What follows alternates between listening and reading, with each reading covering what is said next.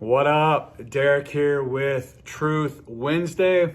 If you're like me, often I start to lose my joy and I start to become anxious about things.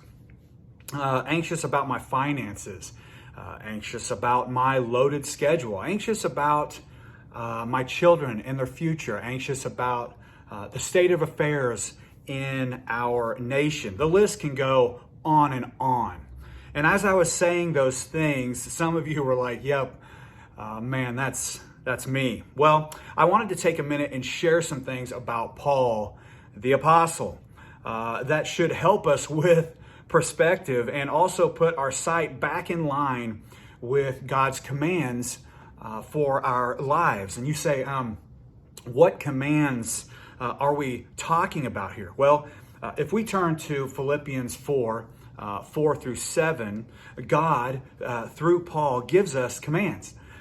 But before I read this passage, I wanted to give a little backstory on Paul that could help us out. It should encourage us in the Lord and strengthen our spiritual muscles and our resolve. Paul tells us in Scripture that he's in danger. He's been in danger constantly. He's been beaten more times than he can count. Riots have broke out when he's preached the gospel. He's had people take oaths not to eat food until he's dead. His countrymen are after him. He's been shipwrecked multiple times. This guy has every right to be anxious and to have little joy. He says he's been beaten more times than he can count. He's got people that hate him so much that they are refusing to eat food until he's dead. And here's the crazy part. While he's sitting in prison, in chains, he writes these words in Philippians 4 through 7. Rejoice.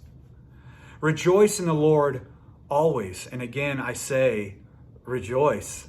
Let your reasonableness be known to everyone. The Lord is at hand. Do not be anxious about anything, but in everything, by prayer and supplication, with thanksgiving, let your requests be made known to God, which surpasses all understanding. And he will guard your heart and your minds in Jesus Christ.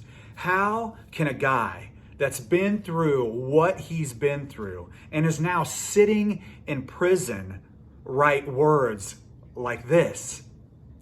Well, we'll find out next week. We must know the truth, man, and that truth will set us free. Blessings.